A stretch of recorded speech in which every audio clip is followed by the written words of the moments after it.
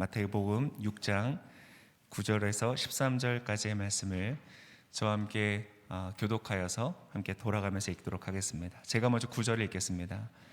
그러므로 이렇게 기도하라. 하늘에 계신 우리 아버지, 주의 이름을 거룩하게 하시며 주의 나라가 임하게 하시고 주의 뜻이 하늘에서와 같이 땅에서도 이루어지게 하소서.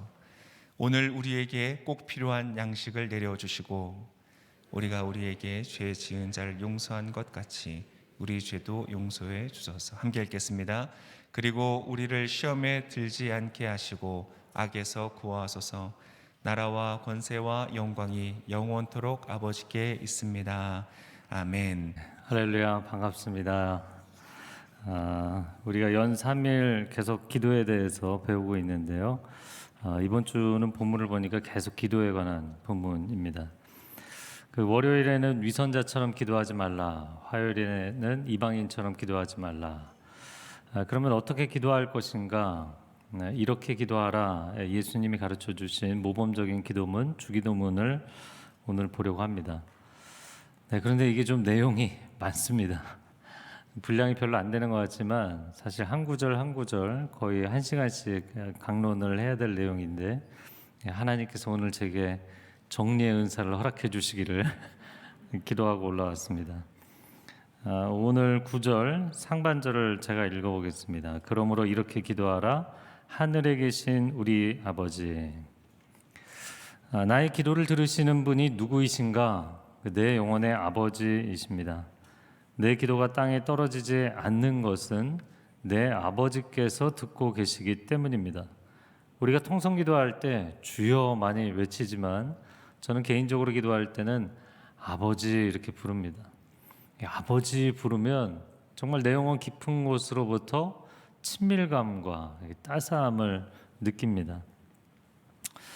그분이 왜 굳이 하찮은 나의 기도를 들으려고 하실까? 그것은 그분이 나를 사랑하시는 내 영혼의 아버지이시기 때문입니다.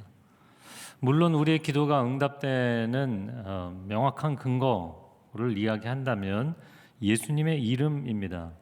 요한복음 14장 13절 말씀 같이 읽어볼까요? 너희가 내 이름으로 무엇을 구하든지 내가 행할 것이다 약속하셨기 때문이죠. 그래서 우리는 모든 기도의 끝맺음에 예수님의 이름으로 기도합니다 이렇게 마무리를 하는 것이에요. 그러나 사실 그 예수님의 이름을 주신 분이 하나님 아버지이십니다. 어떤 분들은 예수님 믿고 천국 가는 것이다 이렇게 생각하는데 맞죠? 맞는 얘기입니다. 하지만 더 근본적인 질문이 필요한 거예요. 왜 굳이 나 같은 사람에게 예수님을 주셨을까? 예수님을 붙잡고 천국을 가는데 왜 하나님은 왜 나 같은 사람에게 예수님을 내어주셨을까? 왜 나 같은 죄인을 포기하실 수 없어서 그 아들 예수 그리스도를 처참하게 십자가에 죽도록 내어주셨을까? 이유는 단 한 가지입니다. 그분이 내 아버지이시기 때문입니다. 이런 보잘것없는 죄인의 기도를 들으시는 이유, 그분이 내 아버지이시기 때문이다. 할렐루야. 그리고 오늘 이 고백에 하늘에 계신 우리 아버지라고 고백했어요. 그러니까 우리 누구의 기도도 하나님이 외면치 아니하실 줄로 믿습니다.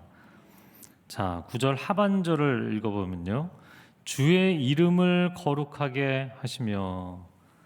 나의 기도를 들으시는 내 아버지의 이름은 거룩하십니다. 그분의 이름이 이미 거룩한데 왜 거룩하게 해달라고 기도를 할까요? 이것은 하나님의 이름에 합당한 거룩을 우리 기도자들이 하나님 앞에 돌려드려야 된다는 개념입니다. 하나님의 거룩을 인정하고 높여드리고 경배한다는 뜻입니다. 기도는 겸비하는 것이죠. 그리고 그 겸비함으로 주 앞에 나아가는 것이 곧 경배입니다. 그래서 기도가 경배적 차원이 되는 것이에요. 아버지께 나아가는 자는 다른 그 무엇보다도 아버지의 존재를 인정하는 것이 우선입니다. 그럴 때 그 기도는 하나님이 흠양하실 만한 경배로서의 기도가 되는 것이죠. 그런데 그 하나님의 존재를 이야기할 때 이름이라는 표현을 썼어요. 성경의 하나님의 이름은 엘로힘, 엘샤다이, 아도나이 여러 가지 이름이 있습니다. 그러나 역시 하나님의 본명을 이야기한다면 뭔가요? 여호와입니다. 여호와. 출애굽기 4장 13절에 나는 스스로 있는 자이니라. 이것이 여호와의 뜻입니다. 여호와는 자존자라는 뜻이에요. 다시 말해서 여호와 하나님은 다른 신들, 만들어진 신들과는 레벨이 다른 분이라는 거죠. 하나님은 만물의 창조주이시고 역사의 주관자이시고 종말의 완성자가 되실 뿐만 아니라 영원한 자존자가 되신다. 그러므로 그 하나님의 이름에는 사탄도 인간들도 영계에서도 인간계에서도 그 누구도 넘볼 수 없는 최고의 거룩이 있는 줄로 믿습니다. 그러므로 우리는 기도할 때 우리 자신에게 질문할 필요가 있는 것이죠. 첫 번째는 나는 하나님을 사랑하는 아버지라고 고백하는가? 주여 주여가 아니라 정말 내 친밀하신 아버지. 두 번째 질문은 나는 이 세속의 시대에 하나님의 거룩하신 이름을 경외하는가? 오늘날 교회에 문제가 있다면 하나님을 친밀한 아버지로 알지 못하고 종교 생활에 빠져 있다는 것이에요. 또한 오늘날 세상에 문제가 있다면 하나님의 거룩한 이름을 인본주의와 세속주의, 향락주의와 태폐주의, 물질주의로 바닥에 떨어뜨려 놓았다는 것이죠. 그러나 그 하나님의 거룩하신 이름을 고집스럽게 주장하고 인정하는 사람들을 통해서 하나님은 이 땅에 다시 부흥을 일으켜 주실 줄로 믿습니다. 자, 10절 상반절을 제가 읽겠습니다. 주의 나라가 임하게 하시고, 자, 그 거룩하신 하나님께서 통치하시는 나라다라는 것이에요. 예수님이 공생애를 시작하시면서 하나님의 나라가 가까웠으니 회개하라 선포하셨어요. 그리고는 3년 동안 제자들을 양육하셨는데 그 제자들은 하나님의 나라를 제대로 이해하지 못했어요. 그 결정적인 장면이 사도행전 1장을 보면 부활하신 예수님께서 승천하시기 전에 40일 동안 하나님 나라라는 주제를 가지고 40일 특강을 해주셨다고요. 그러면 40일 특강, 우리 40일 새벽 예배 하면 좀 이게 뭐가 남아야 되잖아요. 그런데 여전히 제자들은 하나님 나라를 질문하지 않고 이스라엘 나라는 언제 회복되나요?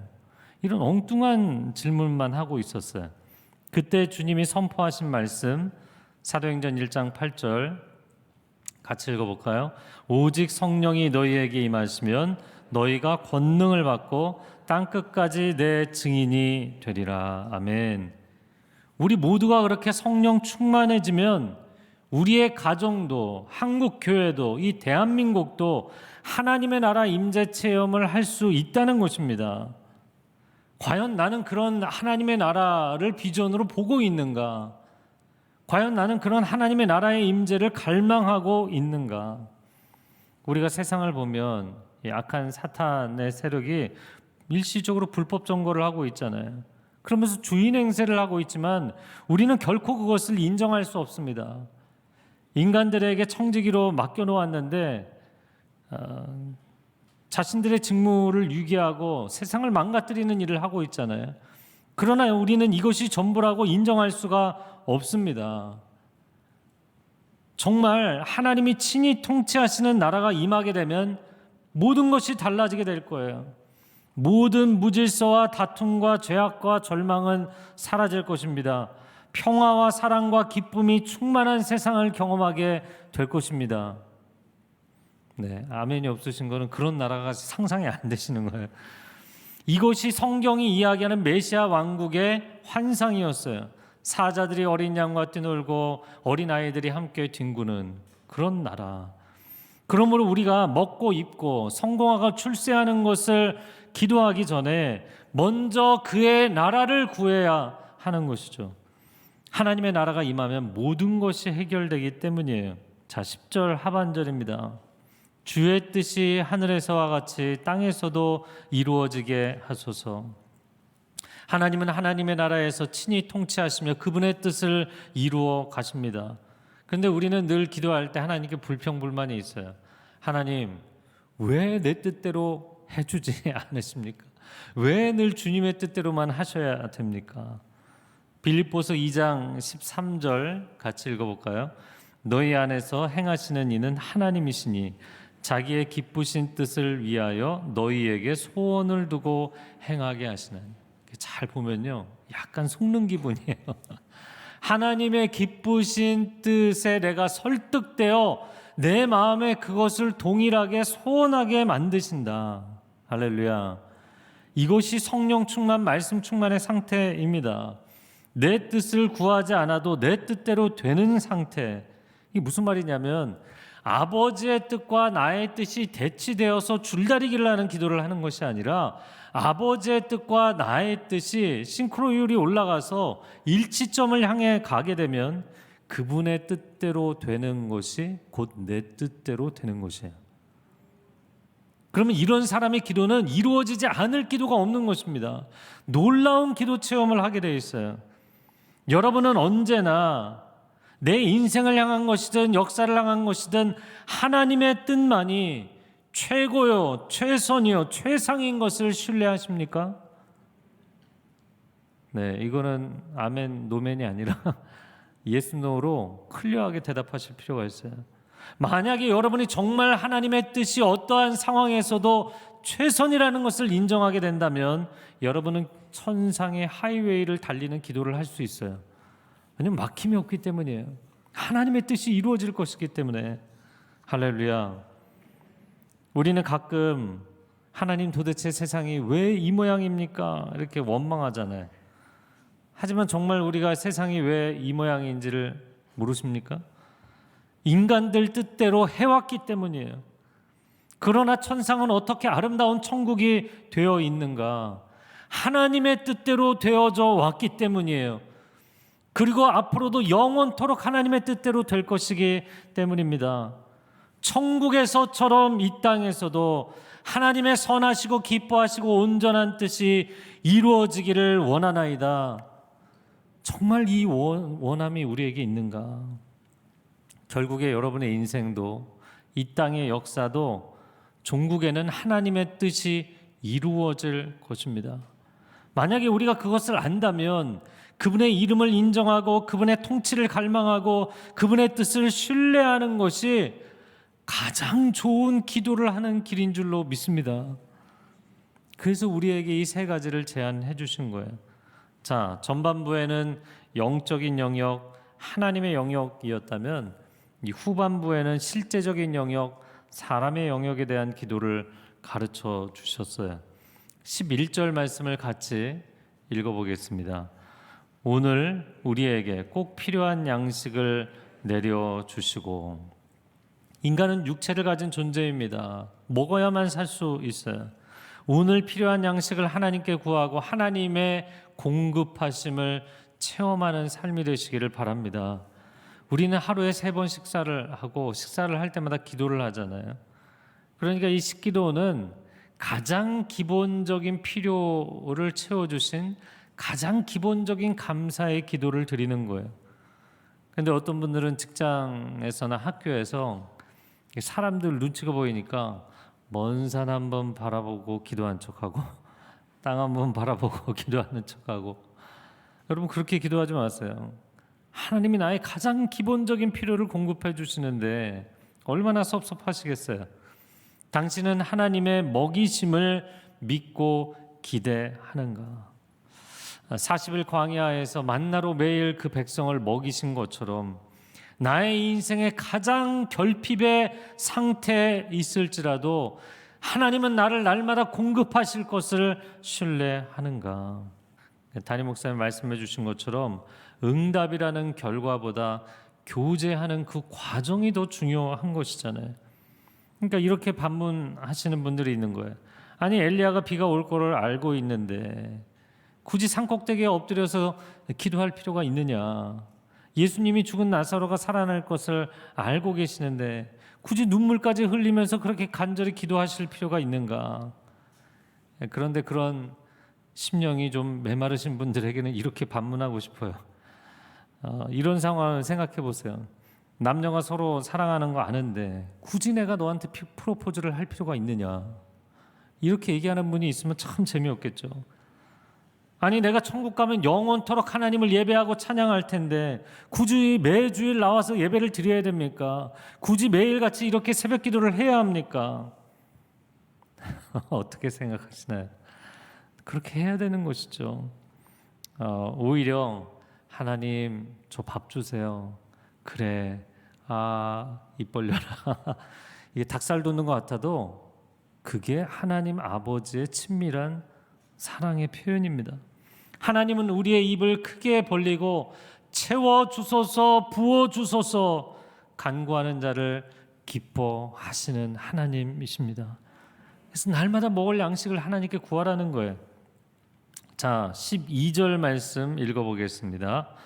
우리가 우리에게 죄 지은 자를 용서한 것 같이 우리 죄도 용서해 주소서. 실제적인 기도의 내용에 왜 죄가 등장을 했을까요? 죄는 영적인 문제 아닌가요? 영적인 문제인 동시에 죄는 매우 실제적인 문제라는 것을 이야기하는 것입니다. 사람이 죄를 지으면 마음이 병들고 육신이 시들어지고 삶이 무너지게 돼 있어요. 인간이 죄를 지으면 그 죄로 인하여서 자연이 함께 병들어가고 가정과 사회와 국가가 병들어 죽어가게 돼 있어요. 왜냐하면 죄의 삭은 사망이기 때문이에요. 이 전염병 바이러스로 인해서 수많은 사람들이 병들고 시들시들해지고 죽어가는 것처럼 이 죄라는 바이러스로 인하여서 사망이 인류 사회에 퍼지게 된 것이죠.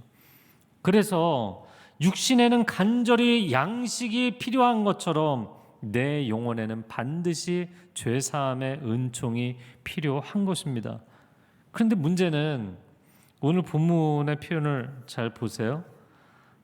우리에게 죄 지은 자를 우리가 용서해 준 것 같이 우리의 죄도 용서해 주십시오. 내가 그러면 용서를 해야만 용서를 받는다는 얘기냐?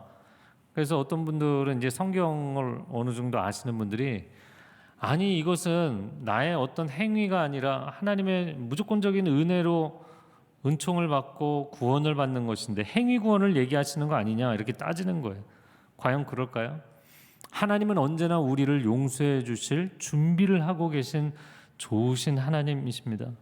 말하자면 하나님의 용서는 언제나 우리의 영혼과 인생 위에 드리워져 있는 거예요. 하지만 이 용서의 은혜를 내 삶에 실제로 체험하려면 나도 용서를 해야 하는 것이죠. 죄를 용서받아 자유케 되는 것만큼 최고의 은총이 없는데 왜 굳이 내가 용서를 하지 않아서 그 은총을 누릴 수 있는 길을 가로막겠냐고요. 제가 성경 통독을 하면서 가장 강조하는 것 중에 하나가 역사와 인생은 하나님과 사람이 함께 만들어 가는 것이다. 하나님 도대체 왜 이러십니까? 왜 이러십니까? 성경을 보면서 하나님을 원망하는 사람들이 많더라고요.